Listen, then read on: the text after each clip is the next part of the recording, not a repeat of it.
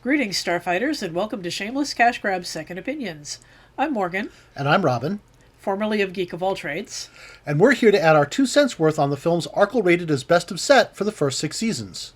And number one, Hard Ticket to Hawaii. This movie is gloriously cheesy. The plot is a mess, but it is a hilarious mess.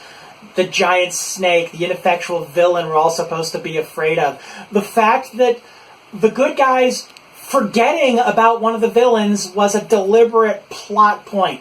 The scenes that just go nowhere, but are funny because they go nowhere. Something that so few other movies can really lay claim to. Generally, when they have scenes that go nowhere, that hurts them. But with Hard Ticket to Hawaii, it actually makes it funnier. It is just... This is an astonishingly, awesomely bad movie that I honestly think of all the movies on this set is the one that I would most recommend to everyone. Yes, even above Spring Break, even though Spring Break is, as I've said, a legitimate surprise. Hard Ticket to Hawaii, folks. If you can find a copy, find a copy.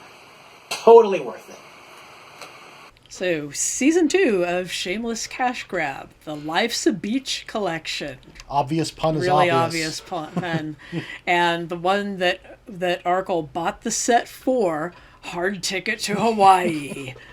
I did not expect to like this movie. And to be clear, it's not a good movie, but Arkle said it's not a good movie. No, we completely agree with... Okay, again, for all of these... Unless there was another one of the movies that we had already seen, like we had already seen Crawl from the first set. Yeah. For most of these sets, we haven't seen and didn't watch any of the other films on the set, just the one that Arkle rated number one. Right. Now, I know a little bit about all of the movies because I'm Arkle's editor and I've seen what he had to say on every single episode. But Robin only watched the single film. So, yeah, this one, and I think I told him ahead of time that of the 6 films that this was probably going to be the best, or the one that you would like the best, Yeah. not that it's the best. Well, it could be the best considering how bad they all seem to be. But, well... Yeah. And I did not expect to enjoy this, but I did. It Yeah, was as Arkle put it, it is a gloriously cheesy hot mess. Yep. And it yeah, is. Yep. we 100% agree Yeah. on that. So But we do have some individual comments because there's a lot of randomness here.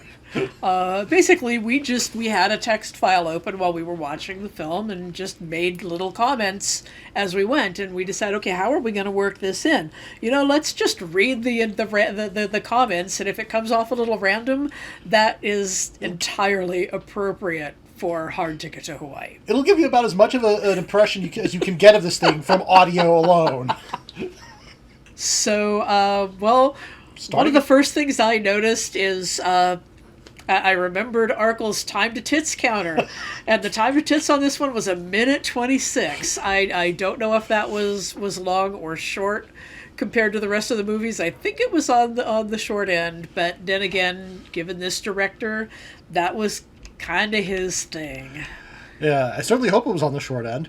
And then, of course, we get to the cops. Like, retiring in a month? Well, he's dead. And then there's 2 of them, and they're dead. Oh, both cops are natives. Well, that one was disappointing. That was a little unfortunate, Yeah. but At least they were sympathetic. yeah. So, I wrote down points for a clever credit sequence. Yep. They actually put some thought into that. That was fun. And then our next note is caution, bad snake puppet. Yeah, because I think the the grade label. said caution, dangerous snake or yeah. something, or bad snake puppet. Yeah. Yeah. So are those ladies cops or cargo pilots? And well, I wondered that at the time. They explained later the cargo pilot thing was a cover. Also, props, pun intended, for the realistic air control chatter. That was something that I appreciated, that they actually put some thought into doing that right. Yeah. This is only because we watched Slipstream first, but then we go to the to this long opening sequence. Well, obviously it's not the opening sequence because we did the credits already, but then this beautiful, admittedly, flight over Hawaii, and oh look, it's an overly long travelogue sequence with flying over Hawaii. And I mean, there were some gorgeous shots in Slipstream, but they were flying over Hawaii. It was beautiful. Yeah. It could have been a little shorter. It went on a little too long, and that was not much of a complaint there. Yeah, but I mean, it was literally it was even more beautiful than the ones in Slipstream. So Well, I'll say as beautiful, but then opinion. Yeah. Well, Irish countryside, Hawaiian countryside, they're both beautiful. They're just and speaking of that air flight, you've got these two hot blondes, and the husband of the honeymoon couple was paying attention to his wife and not ogling the hot blondes in their shorts and crop tops. Yeah. So points again, points. Good points on that one. So yeah. Shame what happens to him. Yeah. And then we were introduced to our Bond-ish villain that I thought was going to be a major role. I mean, he's a major force in the plot, but at the time I thought the whole movie was trying to be a Bond film and not succeeding, and then I realized, no, the movie isn't trying to be much of anything but a bunch of scenes barely stitched together, and yet it was fun. Yeah, well, what's this guy's, the director's thing? Boobs, bombs, and bullets. Bullets. Yeah, boobs, bombs, and bullets. Yeah. So, yes, and, well, you've got these ladies. They're DEA agents. They're pilots. They're ninjas. And reduce, reuse, recycle. She grabs the throwing star out of the guy she threw it in. She doesn't kill him. She doesn't finish him off or cuff her. They beat these guys up. She throws the throwing star into the one big guy, and she grabs it out of his chest and runs. Well, would you want to stay there and tangle with the guy that you just thrown a throwing star into? He's lying on the ground twitching. Either finish him off or cuff him. You're cops and you don't have handcuffs? But, still, props for good use of props. Yeah. Except, of course, I don't think she ever used the throwing star again, so shrug. Yeah. It kind of got hard to tell all of the 80s coiffed blondes apart. I mean, there were all these, the blondes with the clearly 80s hairdos. And, I mean, I was in college in the 80s, so I'm looking at those and having bad flashbacks. I never did that to my hair. It was way too much work. Even the guy who looked like, who was dressed as a woman in disguise, looked like all the other blondes. Yeah, that was, we didn't make a note on that one, but yeah, that was actually really good because I don't think either of us suspected that was a guy. Until almost revealed. Basically, his voice, her voice is a little lower, and it's like, there was definitely something hinky about her, but it's like, she's probably working for the bad guys. Okay, but it's a woman. So, yeah. I wish I looked that good. But, well, the acting was definitely erratic. Yeah, some people were definitely better than others. The guy dressed as a woman playing the undercover operative for the bad guys was surprisingly good as an actor and actress. Well, yeah, he had us convinced he was a woman. Yeah, but, well... Yeah, obviously had everybody else convinced he was a woman. Yeah, but, you've got a lot of Playmates or Hustler? Yeah, I think there were a lot of Playmates. Yeah, and there were times when it showed. I was actually kind of surprised at how good the acting was at times, relatively speaking. Well, a lot of women who went and did the Playmate thing were aspiring actresses, and, well, some of them were better actresses than others. Yeah. Not that a lot of the guys were that much better. Important point. Yeah. I was looking at all the Malibu Express posters and going, that has to be an Easter egg. And, well, yes, it was. That was the previous film by this director.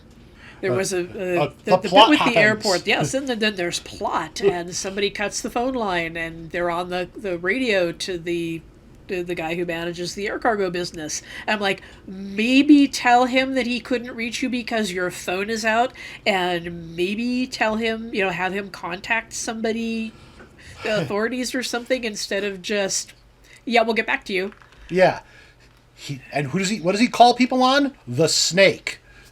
Because that snake crate was getting broken sooner or later, so, they're loading the snake, the crate into the plane, and we're like, yeah. And it's not like they didn't, do the proper groundwork on that, the foreshadowing. There's cracks in the box before it falls apart, but still. One place where the attention to detail fell down is when they put the little suction cup microphone on the phone. I've used one of those. This was, way back, and we're not going to talk about how long ago because, analog phones and stuff. And, it was a legitimate, I forget what I was recording, but we had one of those. I probably still have it somewhere. And you don't stick it to the body of the phone, you stick it to the receiver where the sound is. If you stick it to the body of the phone, all you're going to hear is the dialing mechanism. So, so many other little things they got right, and that one just jumped out at me. It's like, no, that's not how that works. So... Speaking of that's not how it works, did this guy have a quota for how many times he needed women to take their tops off? I mean, I was assigned male at work, at birth, and I was assigned male at work, too.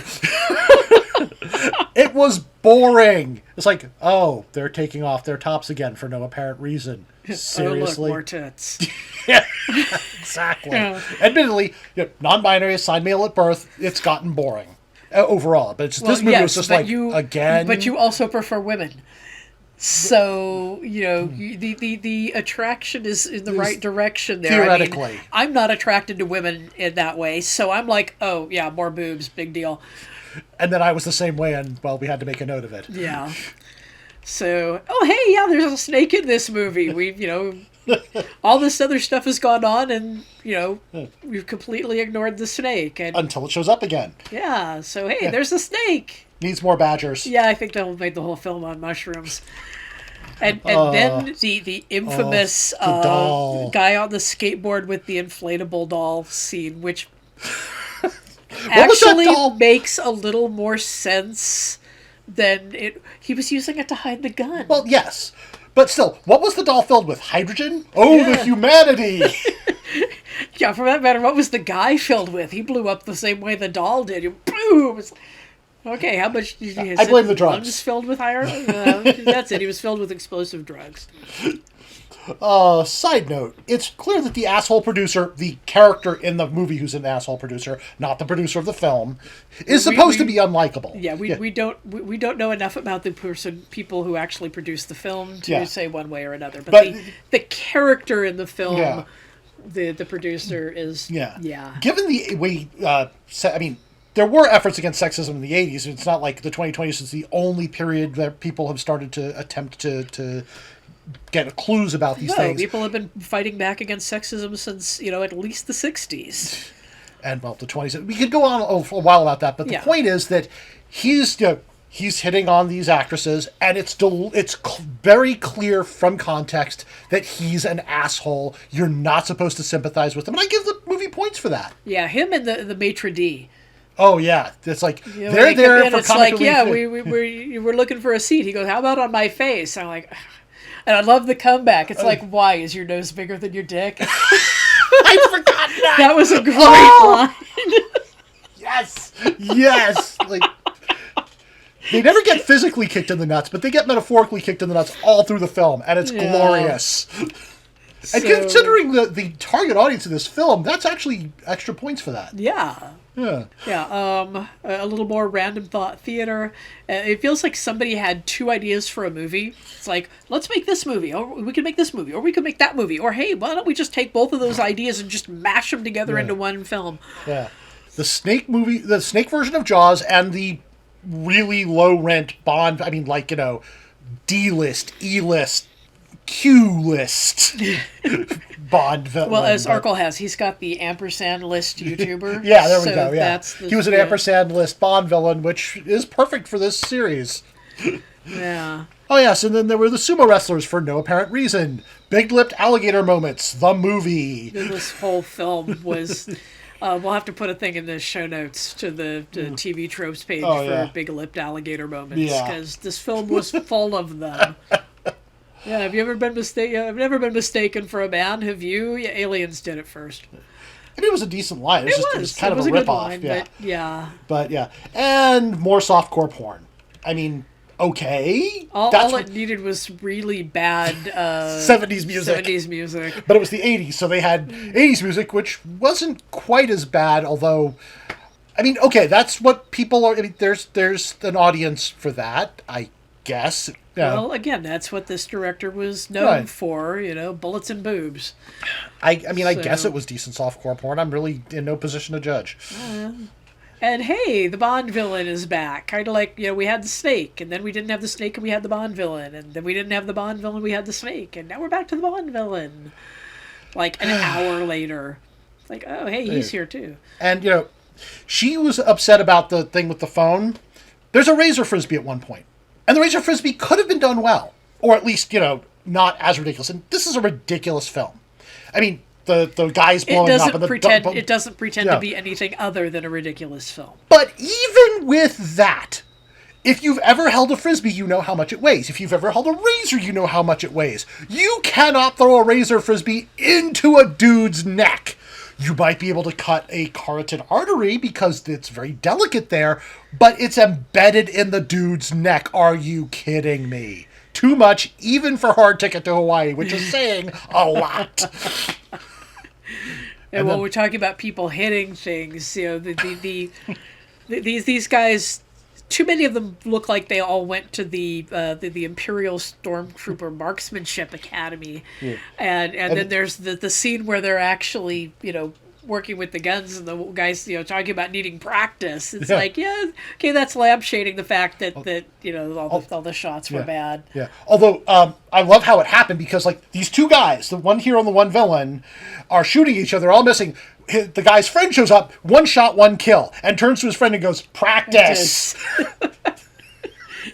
It's like, this is the guy who actually knows how to use the damn things. Yeah, although wasn't that the guy who said that the only way he could hit a moving target was with a rocket launcher? Which is why he was using the rocket launcher. Yeah. Which makes the next scene kind of amusing in retrospect. Yeah. But yeah, hey, it's the end. The Bond villain's been beaten. There's still 15 they blew minutes. Up the helicopter and and hunted down the bad guy. The bad guy came after the protagonist, the heroine. But there's still 15 minutes left. And a snake that was supposed to be part of the plot. Yeah. So hey, the last time we saw the snake, it was going into a sewer pipe. So, it's probably going to come up in somebody's bathroom, which it did. It came up through the toilet and exploded the toilet. It's like with green lighting.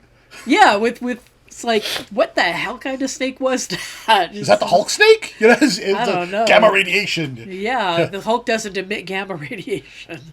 Usually. Okay. But the snake definitely shouldn't emit gamma radiation. Yeah.